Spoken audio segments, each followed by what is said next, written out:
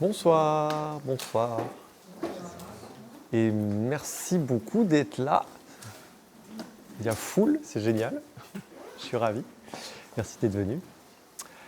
Je suis vraiment très content parce que c'est la première fois que je peux faire un truc comme ça, c'est-à-dire faire une conférence qui explique quelque chose pour la tête et ensuite pouvoir avoir un espace-temps pour essayer de le vivre avec le corps. Et je trouve que c'est très intéressant. Donc, je suis ravi qu'on soit là pour cette expérience ensemble. Alors, on va faire, il va y avoir 2 temps dans cet atelier. Un premier temps de préparation et un temps d'exercice. L'exercice, ça va être un exercice d'écoute. Donc en fait, on va faire une mise en scène pour développer notre capacité à écouter et notre capacité aussi à exprimer dans un domaine qu'on appelle l'accordage émotionnel. Pourquoi je vous propose cet atelier ? Parce que, pour faire un tout petit résumé de ce que j'ai essayé d'exprimer dans la conférence pour ceux qui n'étaient pas là, je pense que les humains et même quasiment les mammifères, mais en tout cas les humains c'est sûr, ont en commun le fait de partager un besoin très profond qui est celui d'avoir besoin d'être vus, entendus et considérés tels qu'ils sont. C'est-à-dire que quand on regarde des scènes de conflit ou des scènes de conversations difficiles dans les couples par exemple et qu'on se dit mais c'est ubuesque à quel point on ne se comprend pas, c'est quand même fou à quel point l'autre pense d'une manière complètement différente de moi. Donc en fait on a l'impression que l'autre est très différent de nous et en fait quand on gratte un petit peu et qu'on regarde de quoi on souffre et comment on souffre, et bien, au final on se rend compte que très souvent on a des manières très différentes de s'exprimer et de vivre les émotions et les choses, mais au fond le besoin que l'on a revient souvent à ce besoin de se sentir vu, entendu et considéré. Donc de sentir qu'on compte dans les yeux de l'autre, qu'on a de la valeur pour l'autre. Parce que ça nous permet de ressentir notre propre valeur et in fine d'avoir la sensation d'être aimé. Donc on va faire un exercice de mise en scène pour voir comment améliorer les conditions qu'il faut mettre en œuvre pour que ce soit possible et les capacités à développer à l'intérieur de nous-mêmes pour pouvoir le mettre en œuvre. L'exercice de préparation dans lequel on va se lancer sans plus attendre est un exercice qui a pour objectif d'améliorer notre qualité de présence. Parce que la première qualité, la première compétence dont on a besoin pour pouvoir écouter, c'est le fait d'être là, d'être profondément là, d'être mentalement, émotionnellement, énergétiquement, physiquement là. Et là, encore une fois, ça paraît très simple, dit comme ça paraît très trivial, mais ça peut être le chemin d'une vie. Donc, il existe plein d'exercices possibles pour améliorer notre qualité de présence. Là, j'en ai pris 3, parce que c'est les 3 qui sont le plus directement liés au système nerveux, et que c'était ça le thème de la conférence de lundi. Donc c'est un choix. On aurait pu faire complètement différemment. Là, les 3 exercices que je vais vous proposer, c'est un exercice de respiration, ensuite un exercice de conscientisation du corps, de body scan, et ensuite un tout petit exercice de méditation, une méditation du ressenti. Avant de commencer, je vais vous proposer, je vois qu'il y a des gens qui ont des petits carnets pour noter, je vais vous proposer de prendre un instant très court pour fermer les yeux et observer comment vous vous sentez dans votre corps maintenant. Et on fera le même exercice dans 10 minutes après avoir fait les petits travaux pratiques de préparation pour que vous puissiez réaliser la différence entre les deux. Donc prenez le temps de vous asseoir, d'atterrir, de ressentir comment votre poids se distribue sur la chaise, comment vos pieds touchent le sol. Et juste regardez comment ça se passe dans votre cerveau, dans votre esprit, comment sont vos pensées,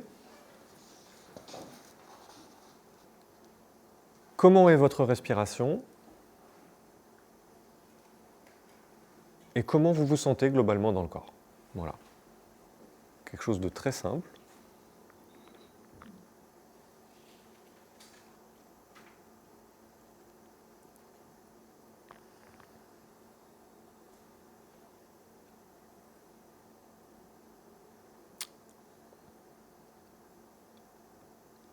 OK. C'est rigolo, je n'avais pas pensé que simplement le fait de poser la question était en soi un exercice de régulation. L'énergie de la salle a déjà changé. C'est génial. On va se faire juste 3 minutes de respiration de cohérence cardiaque, la même que celle qu'on a fait l'autre jour, le rythme 4-8. Donc on va respirer tous ensemble sur ce pattern-là. La cohérence cardiaque, elle a pour intérêt de nous permettre de faire rentrer une information dans le système nerveux. C'est-à-dire qu'en expirant plus longtemps qu'en inspirant, on dit à notre corps, on n'est pas en danger. Donc c'est ça qu'on va renvoyer comme information dans notre système nerveux en utilisant cet exercice. C'est parti.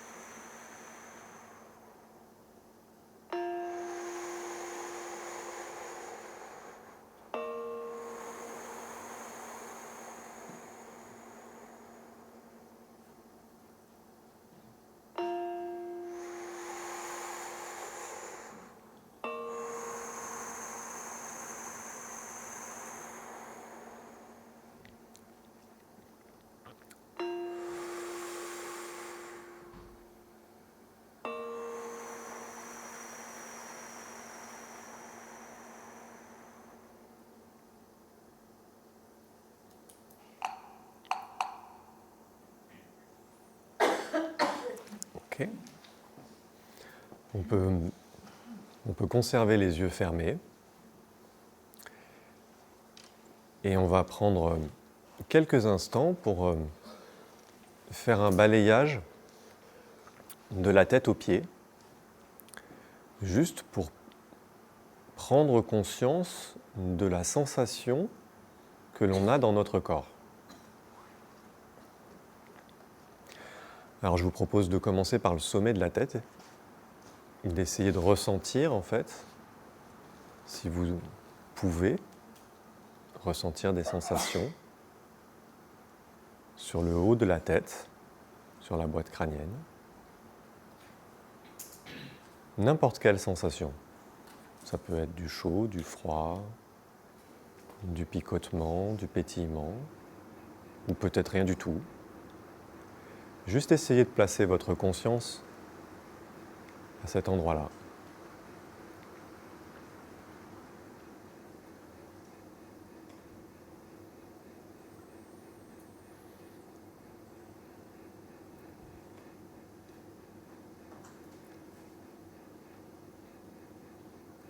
Ensuite, on va descendre sur le visage.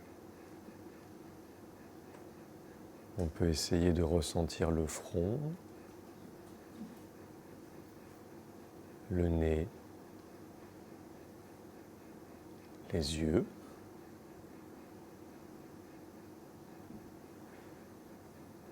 Et plus globalement, tout le visage. Les joues, la bouche,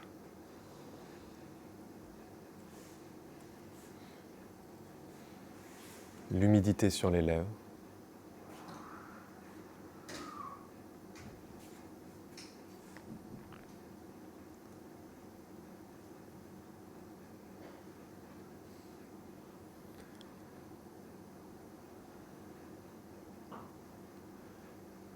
Ensuite, on peut descendre sur le cou et les épaules. Ressentir aussi s'il y a des tensions, sans les juger, sans vouloir qu'elles partent. Juste mettre de la conscience pour ressentir. Ressentir les sensations telles qu'elles sont.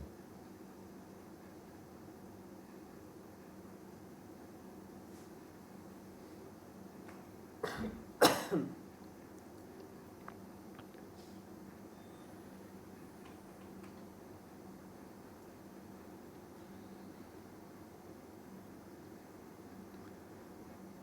peut ensuite descendre sur les bras jusque dans les mains. Ressentir les sensations qu'on a dans les mains. Le contact de la main sur notre genou, sur la chaise ou sur le pantalon.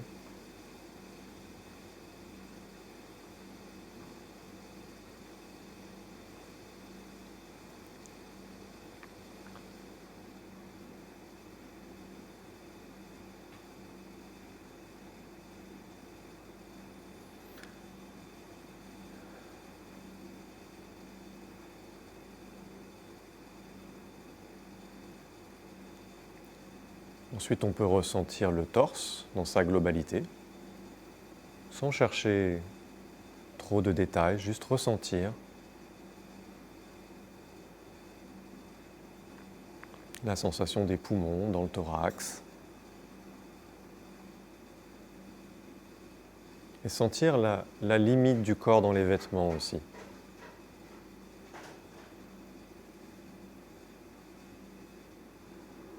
Pareil, si vous ressentez des endroits tendus ou désagréables, juste constatez, sans les juger, sans vouloir que ça parte, juste mettre de la conscience.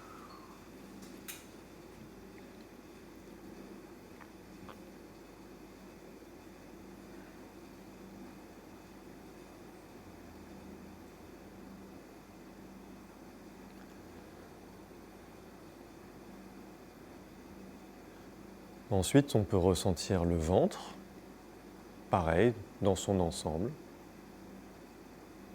Est-ce que c'est tendu? Est-ce qu'on a faim? Est-ce qu'il y a des endroits qui sont plus douloureux que d'autres, ou au contraire, est-ce que c'est agréable?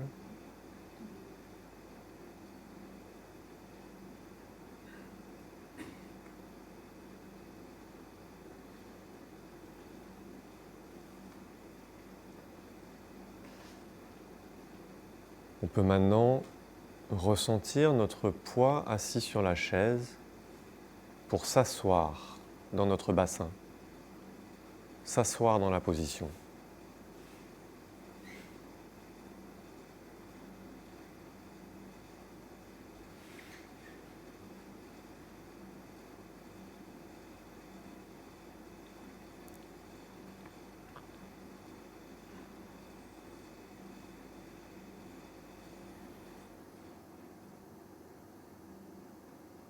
Ensuite, on va parcourir les jambes pour aller jusqu'aux pieds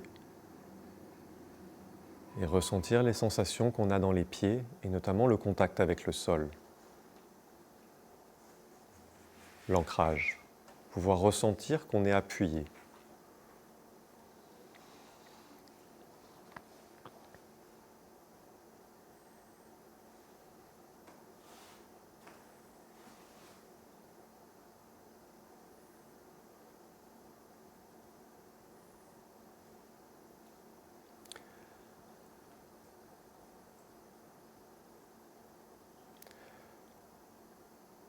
Maintenant qu'on a parcouru notre corps, on va prendre quelques minutes pour réaliser une forme de méditation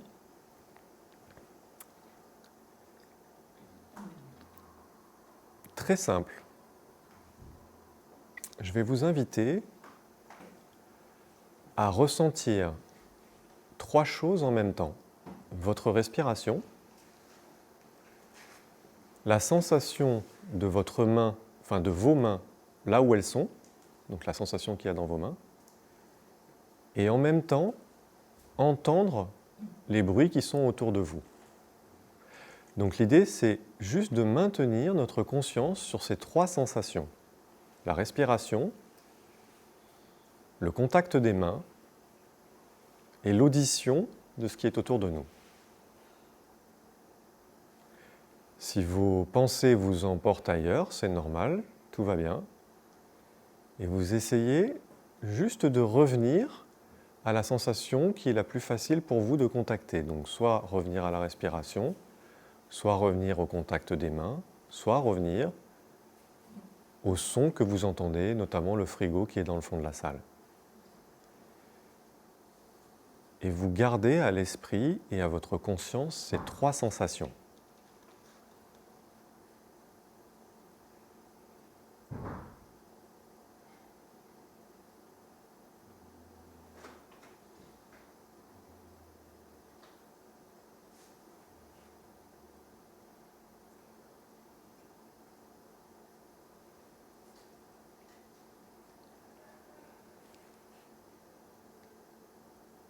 Ressentir vos mains. Gardez la conscience de la respiration. Et écoutez autour de vous les bruits que vous entendez.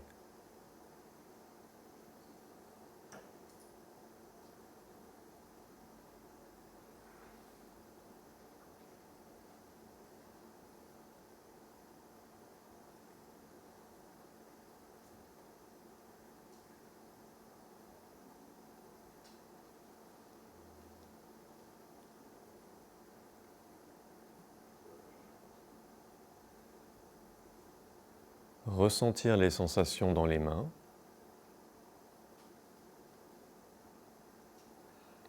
Observer la respiration. Et écouter les sons autour de vous.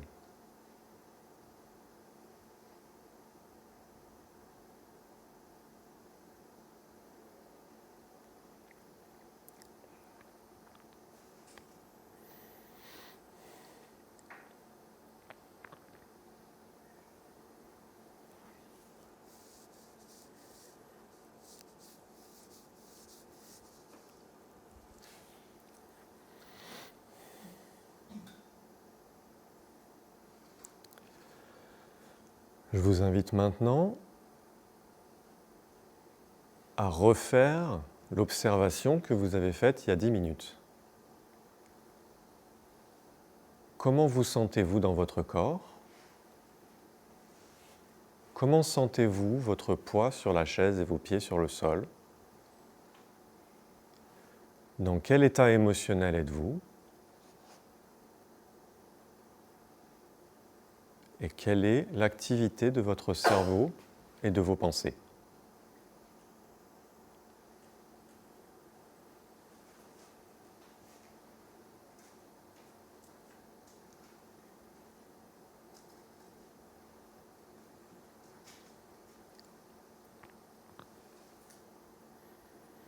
Et quand vous aurez pu faire cette observation, je vous invite à réouvrir les yeux.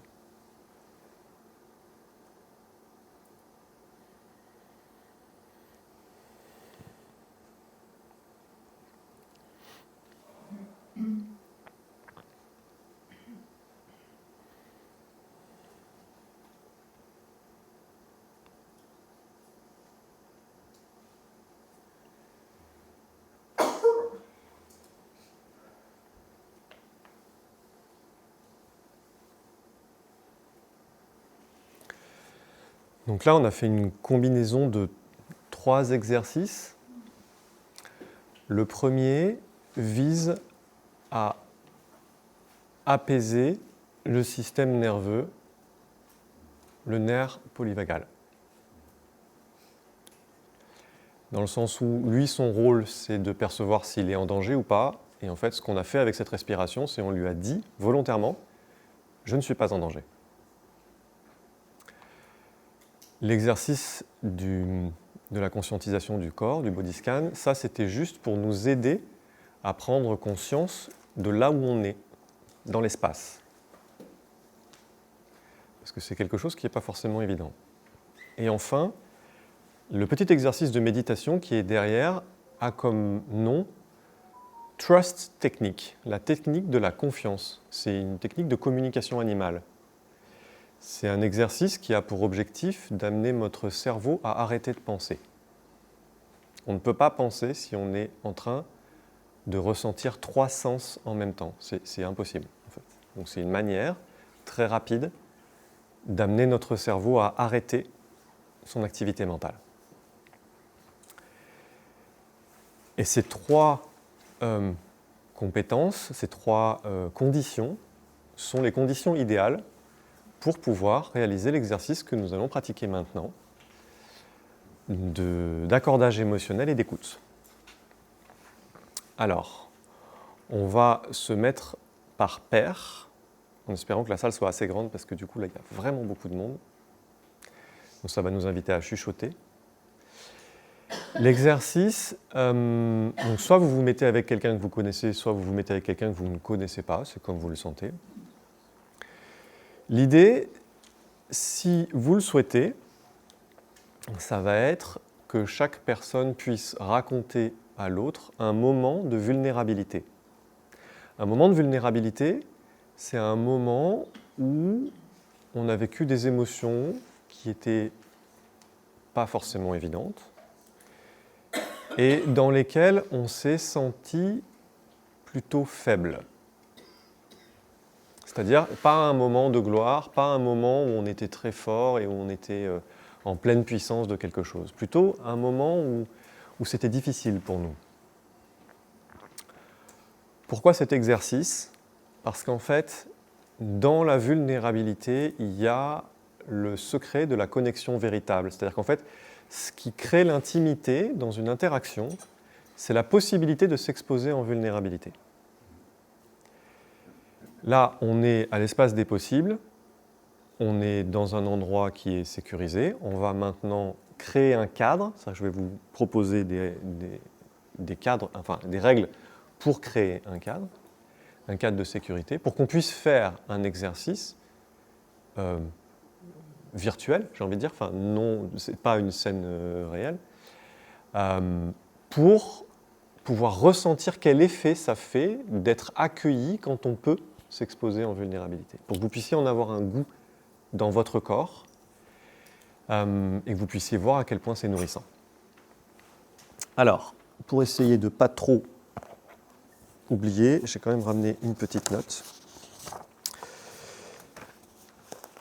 Donc, comment on fait pour créer un cadre de sécurité, en sachant que ça, c'est quelque chose... Pourquoi je vous fais faire tout ça ? C'est quand on est en relation, intime ou pas, mais quand on est en relation intime et quand on se blesse, quand on se fait mal, c'est pas forcément sur le moment qu'on va pouvoir le faire, mais à un moment donné, on va avoir besoin d'être entendu dans notre vérité. C'est-à-dire qu'en fait, on va avoir besoin de pouvoir dire à l'autre ce qu'on a ressenti.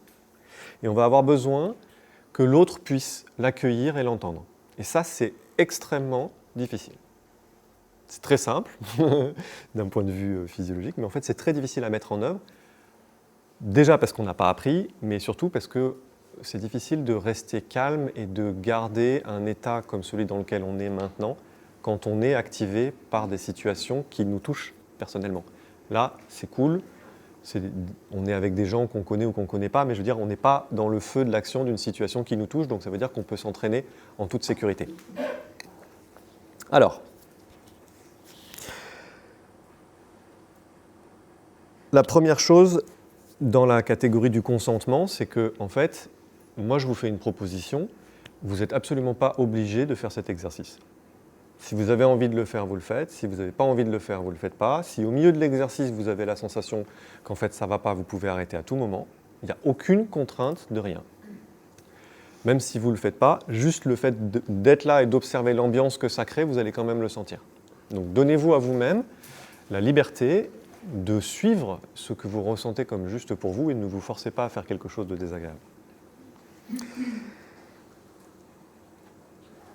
Ensuite, l'idée, ça va être dans l'écoute, adopter une posture de curiosité.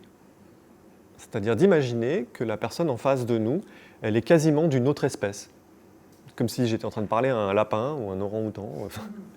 De se dire, en fait, imaginons qu'en fait, cette personne, elle soit complètement différente de moi et que je ne connais absolument rien d'elle, et même qu'elle vit sur une autre planète, et en fait, j'ai tout à découvrir. Donc, essayons de cultiver cette curiosité de l'enfant qui découvre le monde pour la première fois. Ça sera ça, l'idée de la personne qui est en train d'écouter.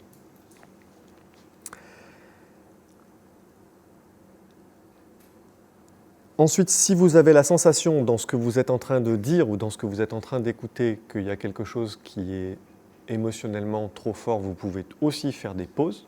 On peut tout à fait dire stop, voilà. Là, moi j'ai besoin de temps. Donc apprendre aussi à sentir ça.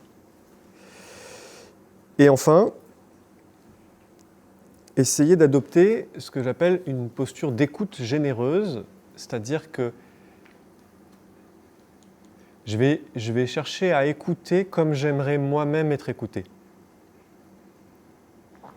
Et en ça, cette idée de curiosité, c'est avoir envie de rejoindre l'autre là où il est pour le rencontrer là où lui, il est.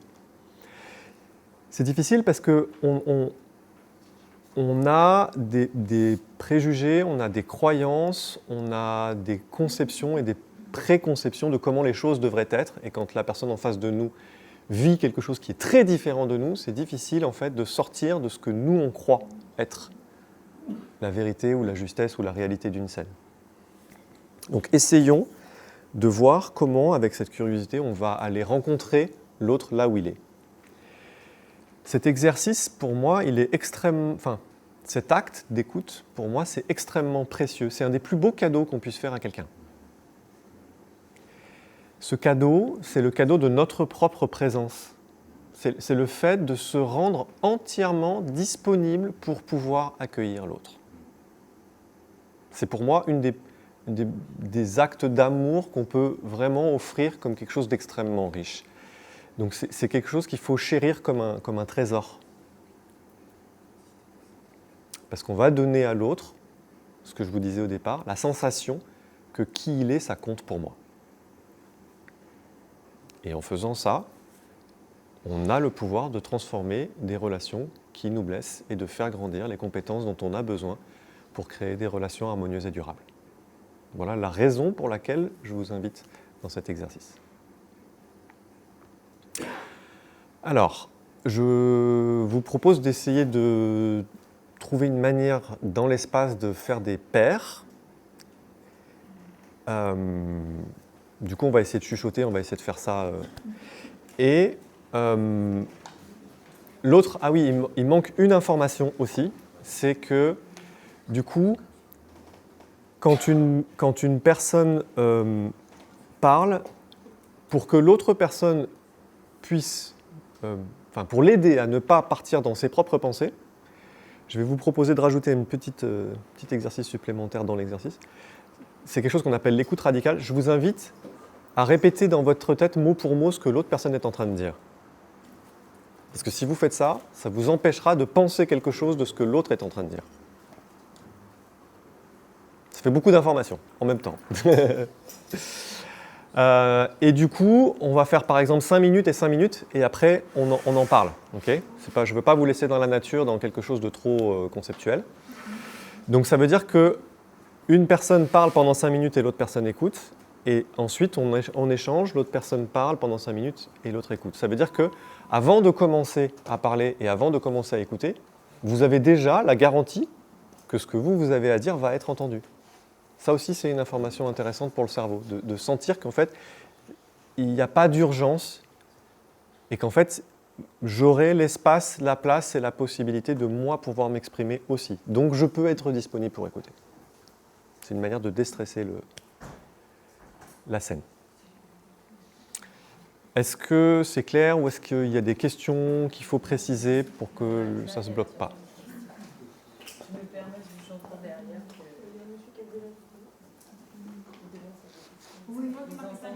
Est-ce qu'il y a quelque chose ?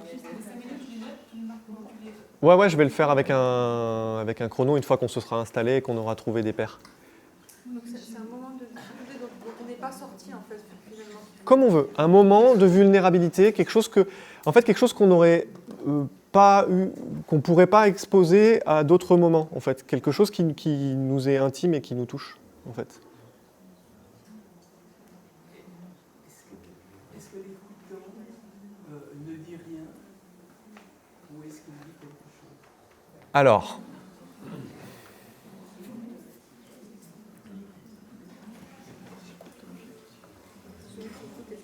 bonne question.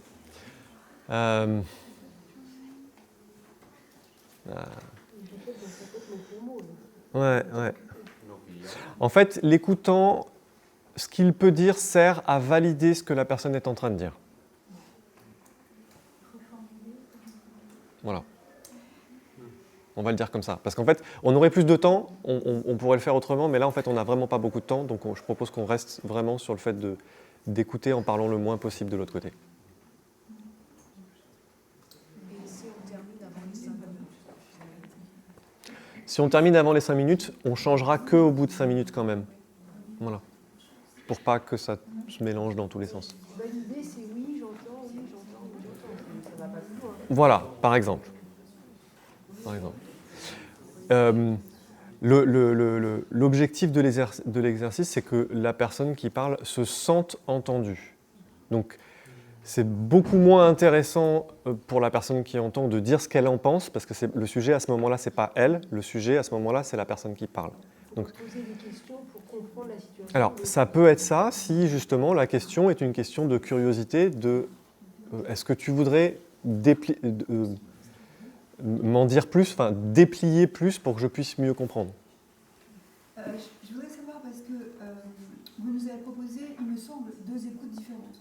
C'est une écoute en pensant que l'autre vient d'une planète. Oui. Et une écoute active et empathique. Ou est-ce que je me suis trompée ?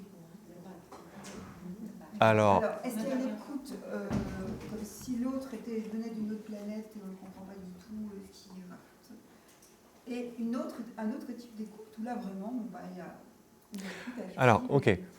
Quand je dis écouter l'autre comme s'il venait d'une autre planète, c'est pas pour dire je comprends rien à ce qu'il dit, c'est pour dire je n'ai pas la croyance que je sais ce qu'il vit. Je suis curieux de quelque chose que je ne connais pas. Je pars du principe que je ne sais pas ce que l'autre vit.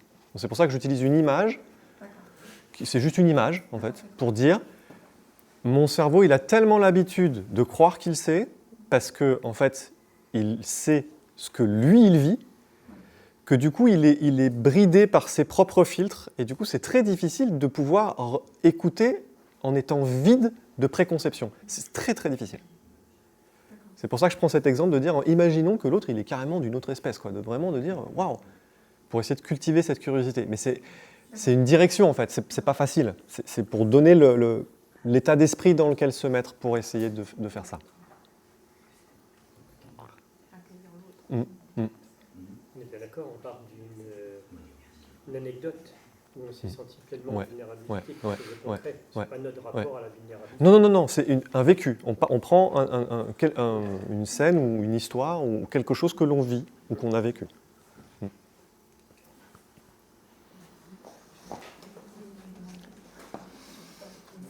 C'est OK? On essaye de se disposer dans l'espace?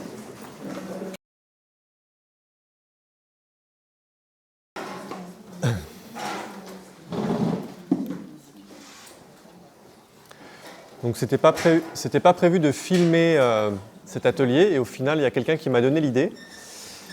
Pourquoi? Je vais la mettre en ligne et du coup je mettrai le lien sur le canal parce qu'en fait la séquence qu'on vient de faire en fait c'est une méthodologie que vous pouvez réutiliser si vous avez besoin d'organiser une conversation que vous savez que potentiellement elle pourrait ne pas être très facile. On se blesse à répétition dans des conversations dans nos couples et dans nos relations intimes parce que émotionnellement, il y a un moment donné, on est dépassé. C'est ça qui nous amène en fait à rentrer dans ces boucles qui nous donnent la sensation qu'on se fait mal à répétition aux mêmes endroits, de la même manière, et que l'autre ne réussit jamais à nous entendre et que nous, on ne réussit jamais à comprendre. Et en fait, ce truc-là, quand il s'accumule, ça crée une forme de ressentiment. Donc, ça, c'est un début d'outil, on va dire, pour vous permettre de dire, OK, en fait, là, on est dans un endroit qui est douloureux, OK. Vu que c'est douloureux, je sais que mon système nerveux, mes émotions, elles vont avoir un impact sur moi. Ça va diminuer mes capacités à pouvoir écouter et à pouvoir articuler distinctement ce que j'aurais envie de dire et quels sont mes besoins, par exemple. Donc, prenons le temps et le soin de créer des conditions et un environnement qui nous permettent d'aborder ça d'une manière qui favorise le lien. Ça s'apprend, ça se pratique. Je vous garantis que ça marche. Donc voilà, je le mettrai en ligne, comme ça vous pourrez, au-delà des notes, vous pourrez le réutiliser. Maintenant, avec grand plaisir. Maintenant, la parole est à vous. Moi, j'aimerais beaucoup entendre des retours, des expériences, des pépites, des difficultés, des questions, des révoltes. Ton astuce de répéter mot pour mot dans notre tête ce que disait l'autre, Ouais.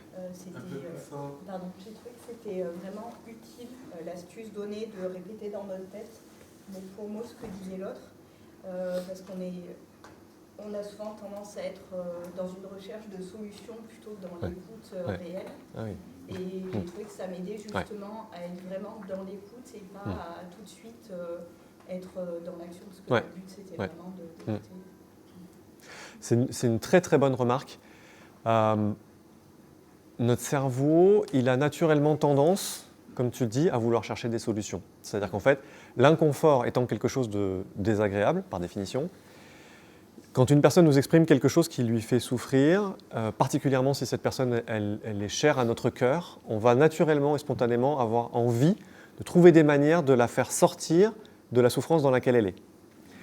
Alors qu'à ce moment-là, ce dont on a besoin de faire justement, c'est ce qu'on appelle rester dedans. C'est-à-dire rester dans l'émotion, surtout ne rien faire. Rien, absolument rien. Et c'est ça qui est difficile parce qu'en fait, à partir du moment où on veut faire, on arrête d'être.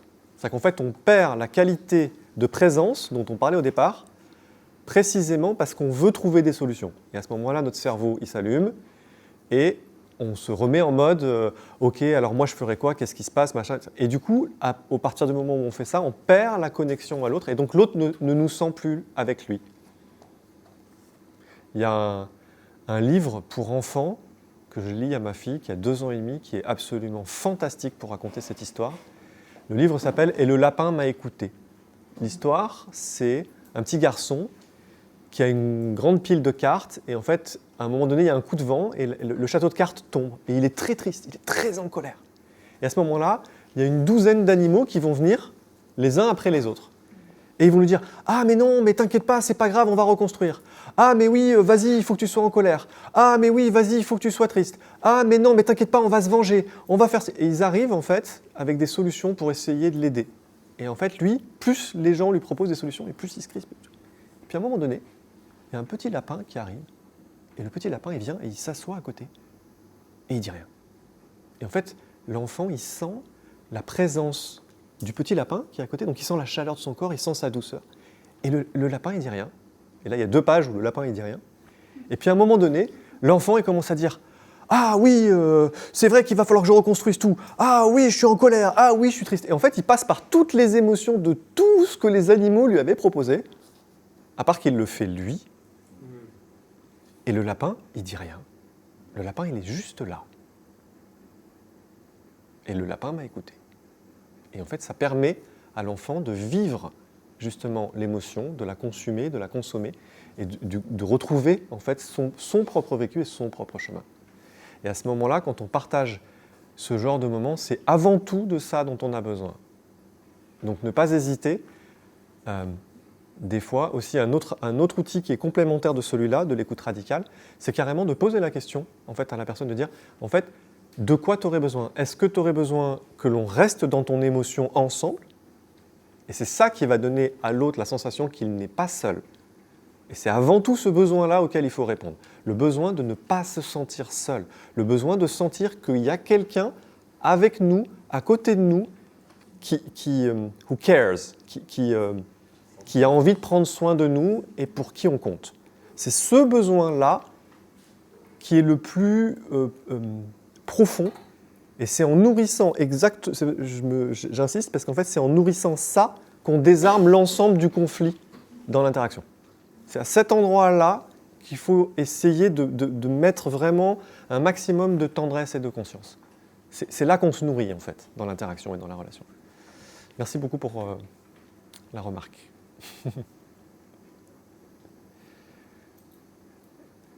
Est-ce qu'il y a un retour ? C'était plus l'extraterrestre qui m'a intéressé. Ouais. Parce qu'en conversant avec une personne qu'on connaît et dont on ressent les émotions, Ouais. le fait de mettre un extraterrestre permet de faire une petite dissociation et d'écouter en se disant c'est quelqu'un d'autre qui parle. Alors, pour moi, c'était une dissociation. Et j'avais un peu cette impression de moins être à l'écoute quelque part, mais aussi de moins dans les émotions, forcément. Mais ça m'interrogeait cette histoire de me dire est-ce que je suis encore là quelque part ? Alors, est-ce que je suis encore avec cette personne, vu que j'imagine que c'est une autre personne. Ah oui, ok, parce que c'est quelqu'un que tu connais. Ok, je comprends. De me dire est-ce que concrètement je suis réellement dans l'écoute ? Ça m'a amené à me dire est-ce que je suis trop dans l'empathie d'habitude et que cet exercice me permet d'être moins dedans, de prendre de la distance et d'être présent quelque part. Il y a une manière assez simple de trancher cette question, c'est de demander à la personne. De demander à l'autre, en fait. Je me demande si je suis mieux ou moins dans l'écoute ou plus dans l'écoute. En fait, on est des mammifères avant d'être des humains. Donc, la personne en face de nous, si on lui pose la question, est-ce que tu as la sensation d'avoir été entendu ?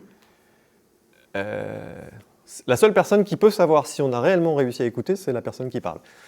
Nous, en tant que personne qui écoute, on ne peut pas le savoir. On peut le croire, mais en fait, on ne peut pas le savoir.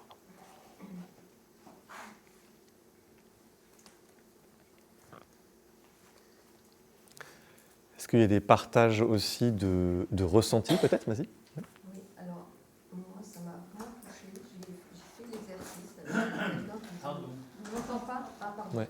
J'ai fait l'exercice avec quelqu'un que je connais un peu, pas énormément. Et, enfin, le gap, il est énorme. Ouais. Le fait d'avoir vécu ça avec cette personne, enfin, que moi, j'ai partagé. Et ce qu'elle m'a partagé, c'est, j'ai l'impression, enfin, il y a un truc, c'est énorme. Ouais. La notion de proximité, enfin, c'est même pas la notion, c'est le ressenti de proximité. C'est fabuleux. Merci pour ce Et partage. heureusement, Ouais. enfin, moi j'ai envie de partager, enfin, de vivre ça plus souvent. Parce Ouais. que En fait, c'est une des manières les plus directes de construire de la confiance entre deux personnes. Pourquoi ? Parce qu'en fait, quand on s'expose en vulnérabilité, tout à l'heure je disais que ça demande du courage, en fait, quand on s'expose en vulnérabilité, on prend le risque d'être blessé par l'autre. Donc en fait, on prend un gros risque. Et quand on crée un cadre de sécurité, c'est-à-dire qu'il ne faut pas faire ça dans la rue avec le premier qui passe. Attention, je ne suis pas en train de dire que la vulnérabilité, c'est la fête et on fait n'importe quoi. Non, non. Là, on le fait de manière encadrée, voilà, avec de la conscience. Mais en fait, quand on peut faire ça, on donne à l'autre une forme de pouvoir, dans le sens où on lui donne la possibilité, si à ce moment-là, il décide de nous juger, de nous faire vraiment mal. Et vu qu'il ne le fait pas, eh bien en fait, ça crée une forme de lien, de complicité et de confiance, une forme de sécurité invisible qui est extrêmement puissante. Et on construit des relations beaucoup plus profondes et beaucoup plus solides comme ça. Et c'est assez paradoxal parce qu'en fait, on pourrait croire, enfin, beaucoup d'hommes croient que en fait, c'est en racontant les plus belles parties de nous-mêmes qu'on va créer une forme de, je sais pas moi, d'admiration ou l'autre, elle va nous faire confiance parce qu'on lui raconte quelque chose d'incroyable, ou qu'on est fiable, ou qu'on est fort, ou qu'on est puissant, ou qu'on est riche, ou qu'on est quelque chose de brillant, en fait. Beaucoup d'hommes ont cette croyance-là. Alors qu'en fait, d'un point de vue physiologique vraiment très très profond dans les corps, c'est au contraire quand on ose parler de nos parts d'ombre qu'on crée les relations les plus puissantes, les plus nourrissantes et les plus durables. Parler de nos parts d'ombre. Voilà. C'est la magie. Illustration.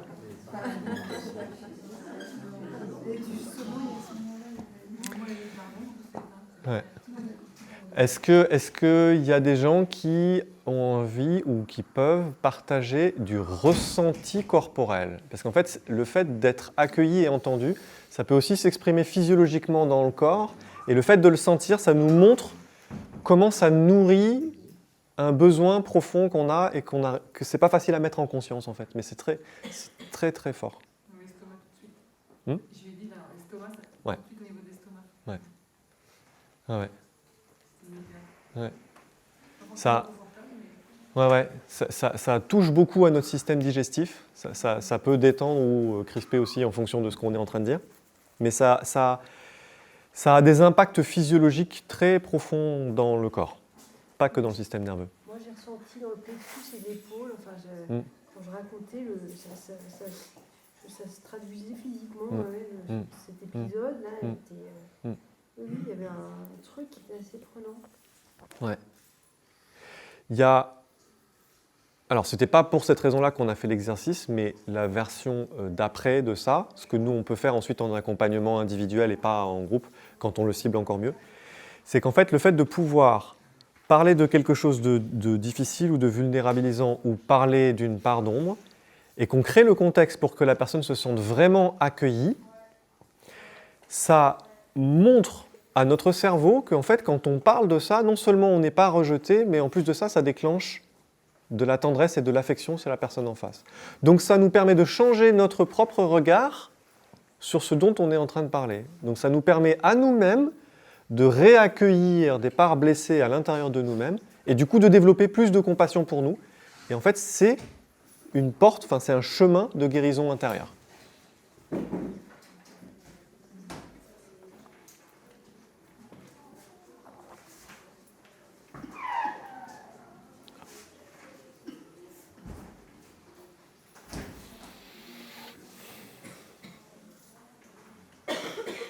D'autres remarques, questions? Je ne sais pas du tout. On a encore un petit quart d'heure. Oui. On a beau essayer de penser que l'autre est un extraterrestre. Oui. À partir du moment où ce qui est raconté, c'est quasiment notre histoire. Oui. On a beau faire tout ce qu'on veut. Désolé, mais répéter les mots et imaginer quoi que ce soit, non, quoi. Le cerveau est là, quoi. Bien sûr. On a un miroir. Donc voilà, ce genre d'exercice où on va faire des choses et où finalement, je m'aperçois en tout cas pour moi que c'est impossible, j'ai l'impression d'avoir mal fait, d'avoir pas été une bonne étudiante. Ah, ok. C'est pas très agréable. Ok, En fait. ok. Je voulais juste le dire. Ouais. Non, mais c'est très intéressant. Mais tu as raison. Tu as tout à fait raison de le mentionner. Ça arrive aussi dans le sens où c'est un peu la difficulté de vouloir faire ce genre d'exercice en groupe. J'ai hésité à le faire et tout à l'heure, j'étais en train d'en parler avec Fabrice, j'étais en train de réfléchir à qu'est-ce que je choisis comme composante, qu'est-ce que je mets dedans, parce qu'en fait, la difficulté, c'est que là, on a choisi 3 outils de préparation et 3 ingrédients là-dedans. Mais en fait, des outils de préparation, il y en a plein, des ingrédients, il y en a plein, et le problème, c'est qu'en fait, on ne réagit pas tous de la même manière. Donc en fait, là, j'essaye de faire un truc générique pour 50 personnes, mais en fait, il y a des choses qui peuvent très bien fonctionner pour toi, pas du tout pour toi, un petit peu là, enfin, tu vois. Et du coup, le travail, c'est de trouver quels sont les outils qui vont fonctionner pour toi et qui vont résonner avec toi et qui vont être faciles à mettre en œuvre. Et c'est pas, tu vois, il y a des gens qui vont y arriver très facilement, d'autres ça va prendre plus de temps. Enfin, il n'y a pas de règle, donc ça arrive régulièrement que en fait l'exercice puisse quasiment pas fonctionner, que ça mette la personne en se disant, bah attends, est-ce que je suis en train de le faire mal ou est-ce que c'est moi qui suis pas doué à ça ou quoi? Non, c'est juste que en fonction de l'état émotionnel dans lequel on est et de la situation dans laquelle on se trouve, eh ben, des fois il y a des choses comme ça qui peuvent fonctionner ou pas, mais ça ne dit rien du fait que tu es réussi ou pas, ou été une bonne ou une mauvaise élève. Ça dit juste qu'en fait, cet angle-là, maintenant, là, tout de suite, c'était pas ça qui pouvait t'aider, enfin, t'accompagner dans ce que tu étais en train de vivre. Voilà. J'ai pas compris ce qui fonctionnait pas.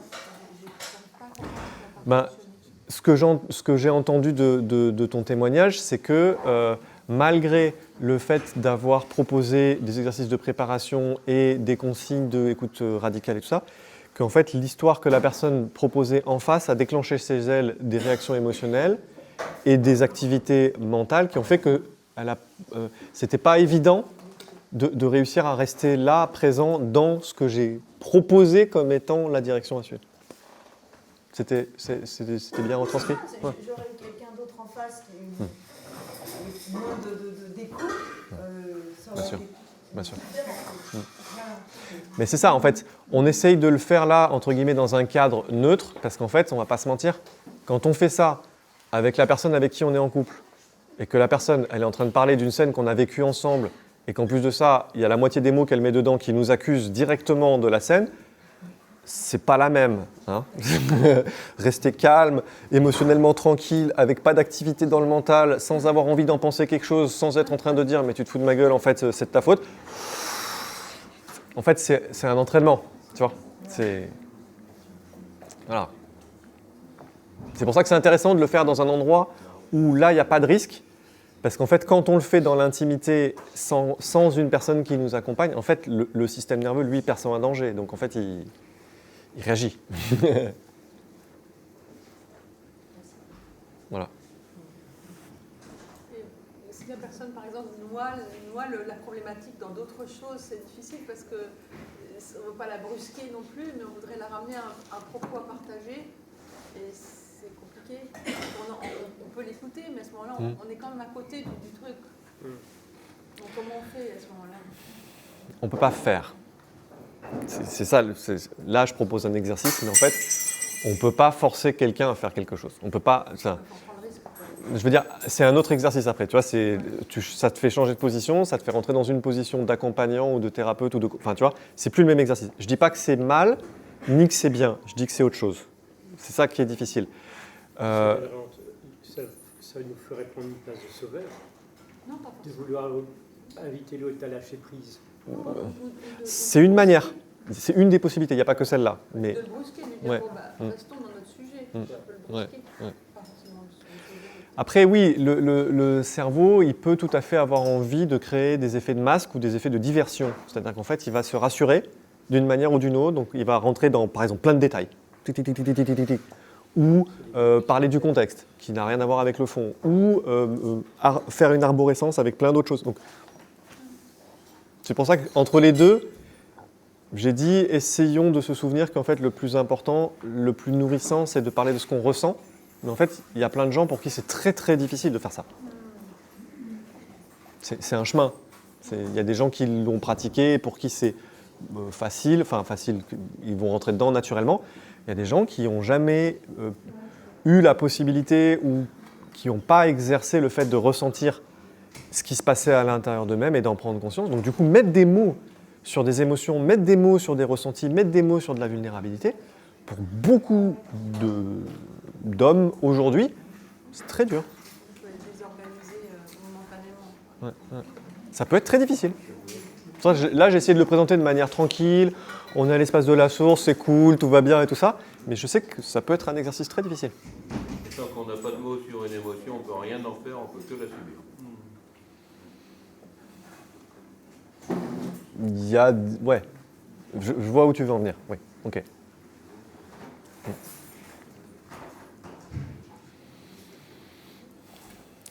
Ouais, je veux juste un petit témoignage. Ouais. Enfin, le mien, donc. J'ai fait l'exercice, donc et qui puisse raconter. Bon, j'espère être bon élève, mais en fait, c'est qu'à la fin, au remerciement, quand on veut faire le remerciement, c'est à ce moment-là que j'ai eu le déclic de l'émotion. Et pas du tout pendant les... Ok. Donc c'est très tardivement, quoi. Ok. Quand on s'est remercié d'écoute réciproque. Voilà. Très bien aussi. J'ai envie de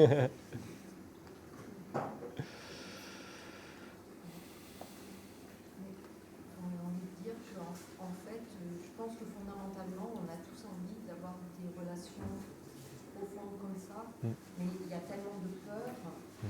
Et en fait, quand moi j'ai remarqué dans des couples, quand il y en a un qui recherche la connexion et le lien et qui ne le trouve pas, c'est extrêmement douloureux. Oui, c'est vrai. C'est vrai. Il y a un millefeuille en fait à cet endroit-là d'histoire, de souffrance, d'envie, de désir, et tout ça, ça se mélange. Donc en fait, notre cerveau, il mémorise toutes les fois où on s'est fait mal, pour des raisons de sécurité, hein, c'est qu'en fait, il essaye d'éviter les erreurs. Donc du coup, il se souvient beaucoup plus de tous les moments qui ont foiré que des moments qui se sont bien passés. Donc il y a aussi un prisme à cet endroit-là. Il y a un biais cognitif. Mais du coup, vu qu'on se souvient de toutes les fois où on s'est fait mal, bah, du coup, c'est pas évident, en fait, de pouvoir faire ça. Enfin, on peut en avoir peur. Et en plus de ça, quand on a pu le contacter, comme tu le disais, et qu'on le cherche, et qu'on ne le trouve pas forcément en face, oui, on peut se sentir très seul et ça peut être très douloureux. Ouais. Ouais, bien sûr. Après, nommer ses émotions, les reconnaître, ça s'apprend aussi. Bien sûr. Et nous, on est spatiens, bien sûr, on maîtrise tout ça, pas de problème. Mais dans la vraie vie, entre guillemets, le nombre de personnes autour de moi qui sont incapables de mettre des mots sur ce qu'ils ressentent ou qui confondent les émotions. Parce qu'il y en a, pour la tristesse, c'est insupportable, donc ça devient de la colère, et ils pensent qu'ils sont en colère alors qu'ils sont tristes. Ça va être compliqué de discuter, d'écouter, alors que lui-même, il donne des émotions qui ne sont pas les bonnes, lui ou elle. Bien sûr. Enfin, voilà, je veux dire, c'est toujours entre la théorie et la pratique. Ouais. Voilà. Ouais. Non, là, l'atelier, il est à un endroit de l'ensemble de la chaîne de ce qu'il faut... On aurait pu faire un atelier sur comment rentrer en contact avec ses émotions et pouvoir les accueillir, les vivre et les nommer. Ça aurait été un autre atelier. Le petit lapin, il écoutait l'enfant depuis son cœur, pas depuis sa tête. Ça change tout. Le petit lapin écoutait l'enfant depuis son cœur, pas depuis sa tête. Ça change tout.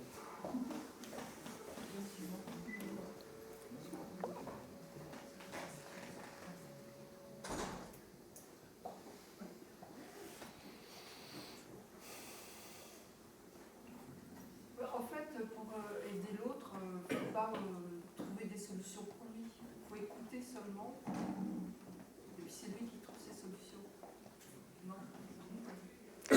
Alors, si j'essaye de reformuler et d'être encore... je sais pas comment dire. L'objectif de cet exercice n'est pas d'aider l'autre. L'objectif de cet exercice, c'est d'être avec l'autre. Je ne sais pas si tu vois où je veux en venir. C'est-à-dire que aider l'autre, c'est une autre intention. Ça part d'un autre endroit à l'intérieur de nous. Et je ne dis pas que c'est mal. Ce n'est pas ça que je suis en train de dire, c'est autre chose. Ce que je veux dire par là, c'est que je pense que c'est beaucoup plus nourrissant de le faire dans l'ordre, d'abord être là, et ensuite voir qu'est-ce qu'on peut faire. Ah, là devant. Être là avec quoi? Avec rien, avec juste de l'écoute en fait.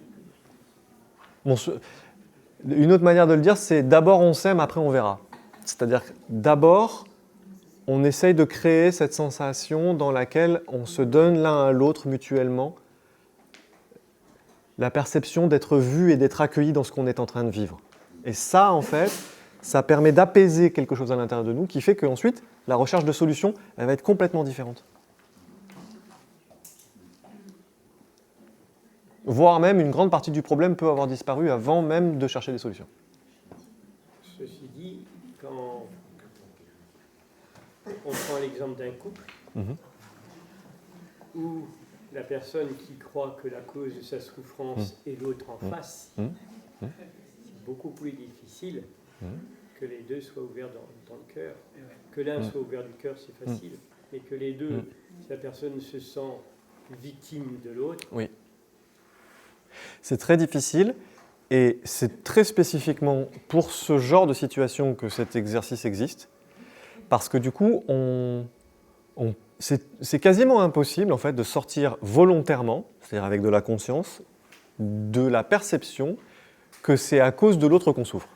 Parce qu'en fait, dans les faits, ce n'est pas faux. C'est-à-dire que le cerveau ne peut pas ne pas en arriver à la conclusion que parce que toi tu as dit ça, ou toi tu as fait ça, ou toi tu m'as regardé comme ça, du coup je suis en train de souffrir parce qu'en fait, il y a réellement eu un déclencheur, il s'est passé quelque chose. Par contre, cette piste-là ne permet pas de construire quelque chose. Mais du coup, c'est très difficile de sortir de ça. Par contre, le fait de pouvoir créer un espace où on va juste écouter l'autre, et l'autre va juste nous écouter, ça permet d'aborder cette question d'une manière complètement différente. Parce qu'en fait, si je peux ressentir la souffrance que tu es en train de vivre et que tu peux ressentir la souffrance que je suis en train de vivre, on va se rencontrer ailleurs. On va se rencontrer dans la compassion. Et cet endroit-là a été très bien décrit par Desmond Tutu. C'est la personne qui a écrit le livre du pardon. C'est la personne qui a organisé les tribunaux de réconciliation en Afrique du Sud post-apartheid avec Nelson Mandela. Il a écrit ce livre pour expliquer le pardon, comment ça marche concrètement dans les faits, comment on le met en œuvre, comment on l'agit en acte, pas avec l'idée. Et il parle de ce moment qu'il appelle l'humanité partagée, shared humanity. C'est le moment où on se rend compte qu'en tant qu'être humain, la souffrance que tu es en train de vivre, en fait, elle n'est pas très différente de la souffrance que je suis en train de vivre. Et au moment où je peux ressentir ça, il y a une autre forme de lien qui nous unit, parce que tout à coup, on est au même endroit, on est tous les deux en train de souffrir. Et si je réalise ça dans mon corps, alors je peux t'aimer. Et ça désamorce le piège dont tu parles. C'est un cercle complètement différent.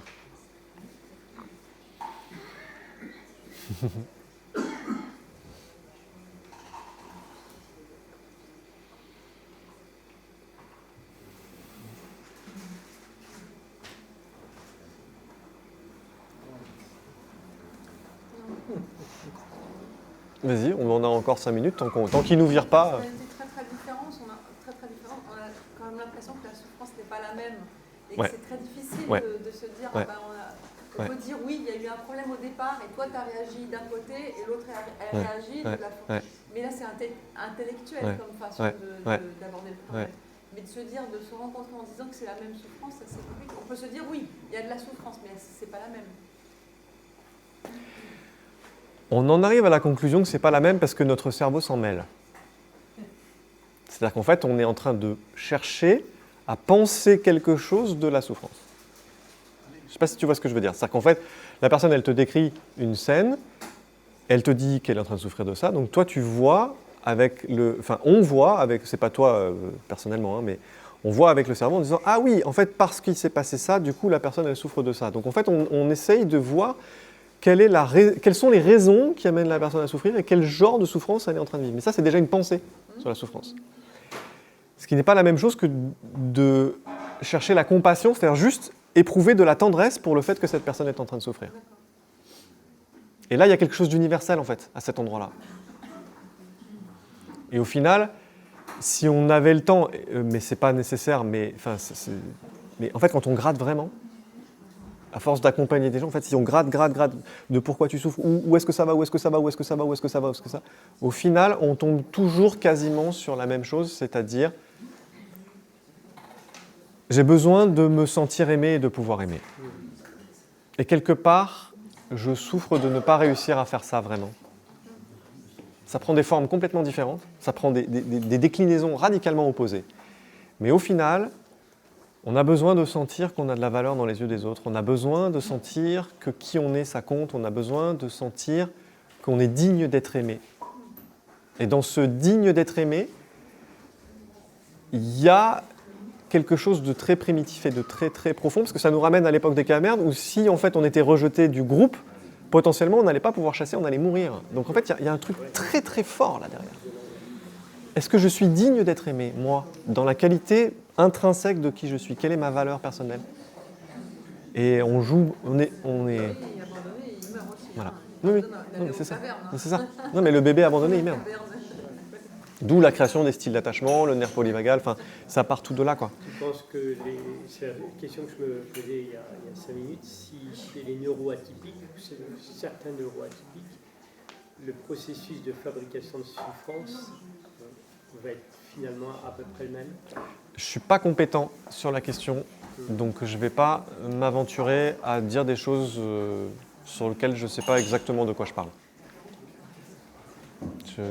Je sais où s'arrête mon domaine de compétence. Et je sais que pour avoir des neuroatypiques à côté de moi, je vois bien que pour l'instant, je ne comprends pas tout. Donc je ne vais pas rentrer là-dedans. Deux petits commentaires. Au fil du temps qui passe, j'ai de plus en plus l'impression que qui que l'on soit, on carbure tous à deux choses, l'amour, la reconnaissance. C'est quelque part, il suffit de voir les dégâts qu'on fait, pardon. C'est parce qu'il y en a qui parlent derrière aussi. Deux choses, l'amour et la reconnaissance. Et ça, c'est vraiment le carburant universel qu'on retrouve tout le temps. En fait, tu parlais de gratter et revenir à la source. On retombe toujours là-dessus. Et il suffit de voir les dégâts qui peuvent se manifester 10 ans, 20 ans, 30 ans, 40 ans après chez des gens qui en ont manqué dans leur enfance. Ils le traînent toute leur vie, quoi. C'est frappant, quoi. Des gens qui ont tout entre les mains pour faire une vie belle, pleine, riche. Maintenant, ils se flinguent tout seuls parce que ils ont toujours cette faille en eux-mêmes qui ne fera que s'agrandir jusqu'à l'explosion, quoi. C'est un peu sidérant. Et pour deuxième point, dans ces exercices d'écoute, le problème, j'ai l'impression qu'il est toujours le même, c'est d'arriver à ne pas se servir de nos grilles d'analyse, de décryptage, d'interprétation de la réalité. On a toujours tendance à revenir à notre système de valeurs, à ce qu'on a appris, à ce à quoi on s'est confronté, etc. Et en sortir pour être dans le système, pour entrer dans le système de valeurs de l'autre, dans sa sensibilité, etc. Ouais. C'est pas simple, quoi. Ouais. C'est très difficile. Et c'est long, et être en écoute, en vraie écoute. Voilà, pas des commentaires.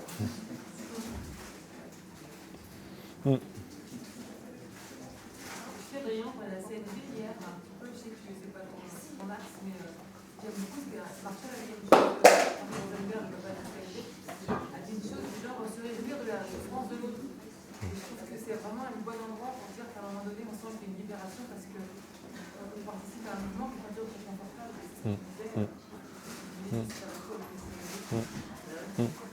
J'ai pas entendu ce ce que tu as dit. Parce qu'à un moment donné, quand on touche ça, on ne se dit pas, je crois qu'il est malheureux, c'est qu'on sent qu'on va toucher le seul endroit qui permettra la libération, même si c'est pas confortable d'y aller. Même si l'autre ne veut pas y aller, le fait d'être là et de l'attendre et de l'accompagner dans ce mouvement et ce processus de libération, il y a un truc qui se réduit en soi. Voilà. Je voulais juste faire un écho avec les CND. Belle remarque, carrément.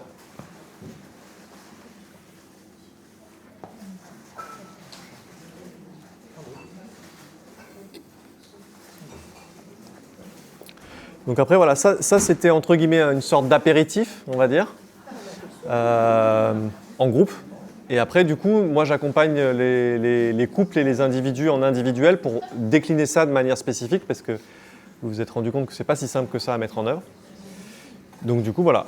Moi je suis encore là jusqu'à samedi normalement. Un apéritif qui donne soif. Avec le sens du terme. Donc voilà. Tu es sur Instagram, Ouais. te suivre. Ouais. Je vais mettre en ligne la vidéo. Sous la vidéo, je mettrai mon compte Instagram et mes coordonnées si vous avez besoin de quelque chose, si vous avez besoin d'aide ou quoi. Sur le WhatsApp du groupe, c'est ça ? Sur le YouTube de l'espace.